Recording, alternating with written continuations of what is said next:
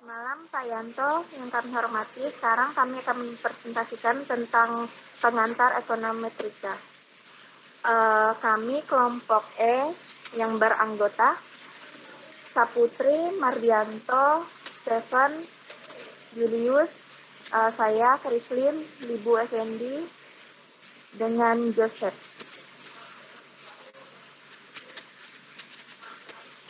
Apa itu ekonometrika? Secara harfiah, istilah ekonometrika diadopsi dari istilah bahasa Inggris yaitu econometry. Kata ini merupakan gabungan dari dua kata, yaitu economet yang artinya ilmu ekonomi dan metrik yang berarti pengukuran. Jadi dalam arti sempit, ekonometrika dapat diartikan sebagai pengukuran ekonomi. Meskipun pengukuran merupakan salah satu bagian penting dari ekonometrika, ruang lingkup ekonometrika jauh lebih luas.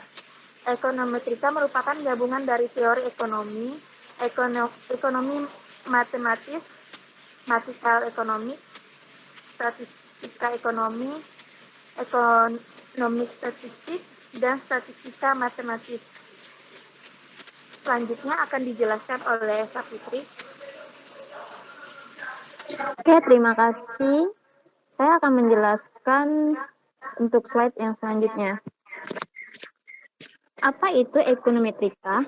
Banyak ahli telah mendefinisikan apa itu ekonometrika. Salah satunya yaitu menurut Arthur S. Goldberger yang menyatakan bahwa ekonometrika didefinisikan sebagai ilmu sosial yang menggunakan alat-alat teori ekonomi, matematika, dan statistik inferensia untuk menganalisis fenomena ekonomi. Teori-teori dan hukum-hukum ekonomi dalam analisis ekonometrika digunakan sebagai hipotesis yang sebagian besar bersifat kualitatif. Sebagai contoh, hukum permintaan menyatakan bahwa apabila hal lain tetap sama, suatu pengurangan dalam harga barang diharapkan tepat meningkatkan jumlah barang yang diminta. Tetapi hukum itu sendiri tidak memberikan suatu ukuran dalam angka atau numerik mengenai hubungan antara keduanya.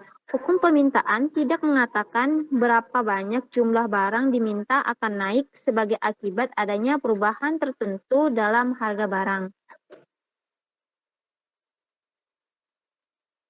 Awal mula lahirnya ekonometrika.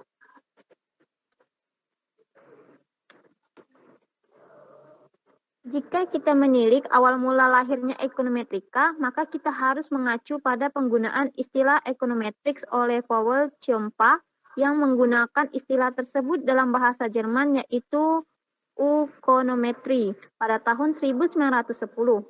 Paul Ciampa ialah ahli ekonomi Polandia yang juga seorang profesor di Hager School of Economics di Krakow dan sekaligus direktur akuntansi di Bank Negara Federal Galicia di Lemberg. Kemudian pada tahun 1926, Legard Prince menggunakan istilah ekonometrika dalam bahasa Prancis yaitu econometry.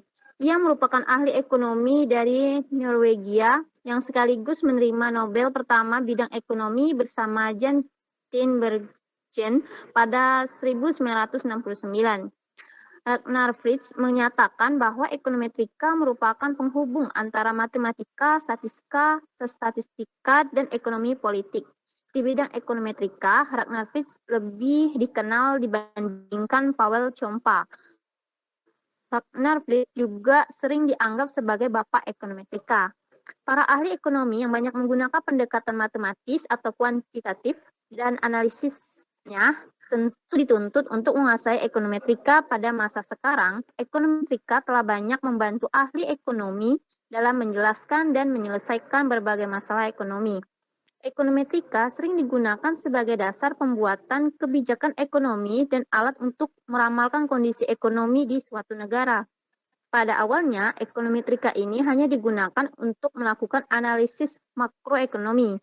Beberapa masalah makroekonomi yang diteliti antara lain mengenai apa yang menjadi penyebab pengangguran, Bagaimana hubungan antara pengangguran dan pertumbuhan ekonomi, bagaimana dampak inflasi terhadap pertumbuhan ekonomi, dan masih banyak lagi. Penggunaan ekonometrika dalam ilmu makroekonomi dikenal juga dengan sebutan makroekonometrika.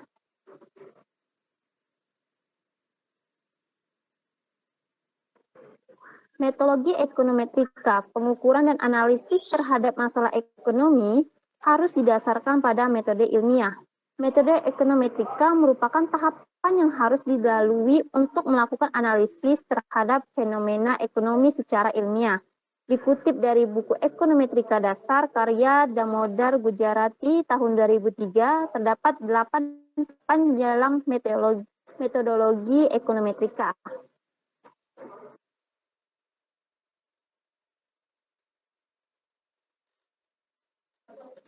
Dalam metodologi ekonometrik pertama yaitu kita membuat pernyataan atas teori. Membuat pernyataan atas teori disebut juga sebagai hipotesis. Hipotesis merupakan proposisi atau dugaan yang belum terbukti. Itu artinya dugaan tersebut masih bersifat tentatif. Dugaan tersebut menjelaskan mengenai kemungkinan jawaban atas pertanyaan-pertanyaan dalam penelitian. Yang kedua, membuat pernyataan atas teori. Setelah membuat hipotesis, tahapan selanjutnya yaitu membuat model materi matematika yang didasarkan dari teori-teori ekonomi. Kemudian dalam penyusunan model matematika, dibuat diagram yang menunjukkan hubungan antar variabel. Yang ketiga, menentukan metode statistika atau ekonometrika. Variabel Y merupakan variabel independen atau variabel yang terikat, yaitu variabel yang dipengaruhi. Sementara itu, variabel X disebut juga sebagai variabel independen atau variabel penjelas, yaitu variabel yang mempengaruhi besar kecilnya variabel dependen. Disebut juga variabel pengganggu atau kesalahan yang merupakan variabel random.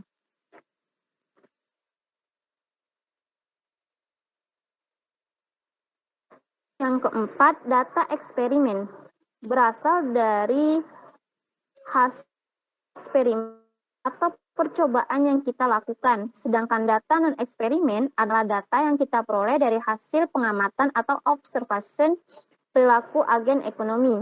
Sebagian besar data ekonomi adalah data non-eksperimen. Data non-eksperimen dapat kita klarifikasikan sebagai data primer dan data sekunder. Data primer adalah data yang diperoleh secara langsung dari objek penelitian, baik melalui metode wawancara, kuesioner, dan sebagainya. Sementara itu, data sekunder adalah data yang kita peroleh dari sumber kedua dan biasanya sudah dipakai. Yang kelima, kita melakukan estimasi parameter. Melakukan estimasi terhadap parameter-parameter penelitian. Analisis regresi merupakan alat utama yang digunakan untuk memperoleh estimasi parameter. Setelah dilakukan estimasi parameter, dalam analisis statistika perlu dilakukan pemeriksaan modal. Apakah sudah memenuhi semua asumsi yang dipersyaratkan? Untuk perlu dilakukan pemeriksaan model seperti uji kecukupan model dengan melihat R kuadrat, V, dan X kuadrat. Model yang baik juga harus lolos dari uji multikolinearitas, uji heteroskedastisitas, autokorelasi, stasionaritas, dan lain-lainnya. Itu dari penjelasan saya, memberikan lagi kepada moderator.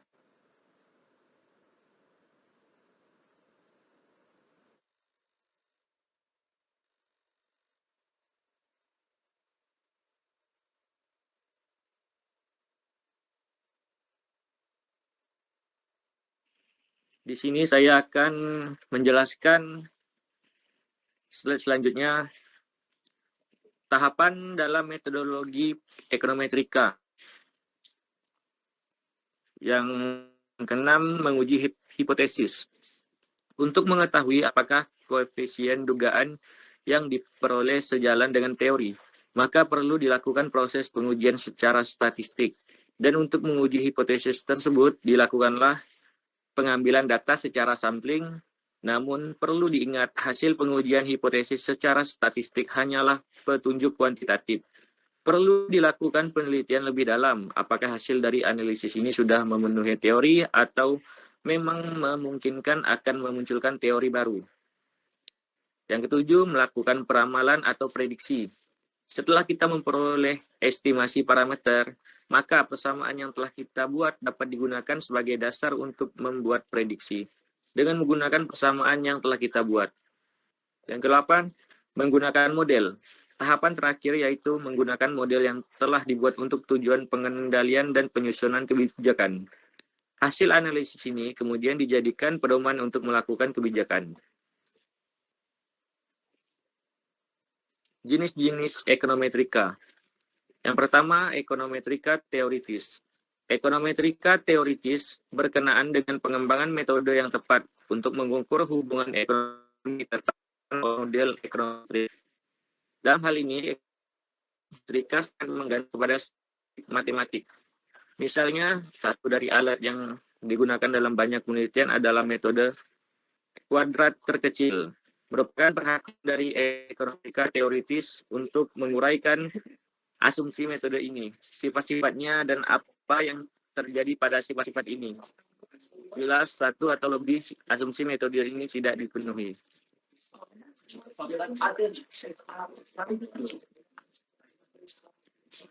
Slide selanjutnya. Yang kedua, ekonometrika terapan. Ekonometrika terapan merupakan penggunaan metode ekonometrika yang telah lebih dulu dikembangkan atau dihasilkan oleh ekonometrika teoritis.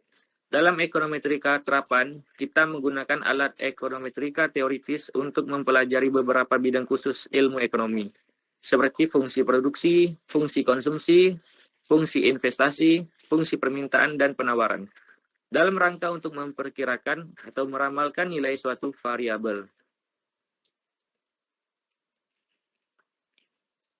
Dan terima kasih penjelasan dari saya.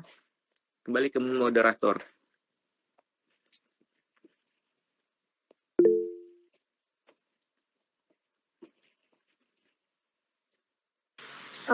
Ada yang ingin bertanya?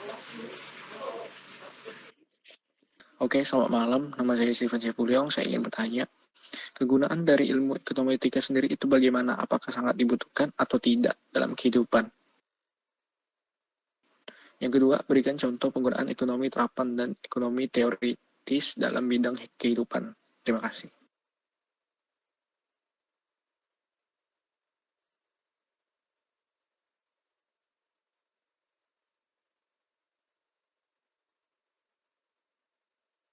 Langsung jawab kan nih? Silakan Ibu Sandy menjawab pertanyaan dari. Baik, saya akan menjawab pertanyaan dari Saudara Stephen. Apa kegunaan dari ekonometrika? Kegunaan ekonometrika, ada banyak kegunaan dari ekonometrika khususnya pada bidang ekonomi. Beberapa contoh yang bisa dipublikasikan adalah pada institusi pendidikan, terutama untuk para akademisi di Sekolah Pendidikan Tinggi Ekonomi dalam melakukan penelitian. Dosen dan mahasiswa tersebut seringkali memanfaatkan pendekatan ekonometrika, misalnya ketika menulis di jurnal-jurnal ilmiah. Pendekatan ekonometrika juga bisa digunakan oleh perusahaan khususnya dalam memprediksi berbagai persoalan manajemen keuangan dan manajemen personalia. Selain itu, pemerintah juga seringkali menggunakan pendekatan ekonometrika, misalnya pada kasus penerimaan pajak dan non-pajak, belanja pemerintah, konsumsi dan tabungan masyarakat, investasi dan akumulasi kapital, dan lain sebagainya. Biasanya, beberapa instansi pemerintah menggunakan pendekatan ekonometrika seperti Kementerian Keuangan, Bank Sentral, Badan Perencanaan tingkat daerah seperti di provinsi, kota media, dan kabupaten.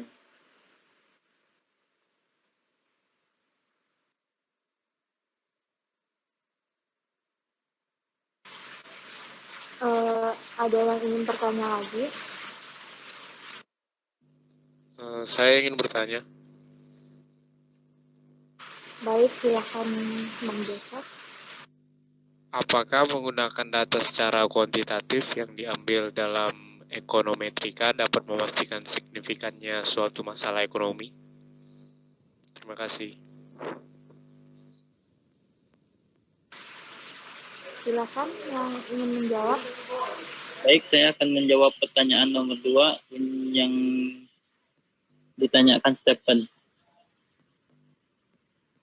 Pertanyaannya, berikan contoh penggunaan ekonomi terapan dan ekonomi teoritis dalam bidang kehidupan. Yang pertama, menawar barang sebelum membelinya dengan harapan bisa memperoleh harga yang lebih murah. Yang kedua, membandingkan harga dengan toko lain. Yang ketiga, membeli barang yang ada diskonnya. Yang keempat, menghemat pengeluaran dan tidak membeli barang-barang yang tidak diperlukan. Baik, sekian jawaban dari saya. Baik, ingin menambahkan juga nih pertanyaan dari saudara Yosef tadi ya. Apakah menggunakan data secara kuantitatif yang diambil dalam ekonometrika? Menurut saya iya, seperti yang kita ketahui bahwa konsep ekonometrika berhubungan dengan data dan angka, sehingga seseorang peneliti dapat menyimpulkan bahwa suatu objek yang sedang diteliti itu terdapat dua jenis, yaitu signifikan atau tidak signifikan. Sekian jawaban dari saya. Mungkin ada jawaban yang lain? Saya persilakan.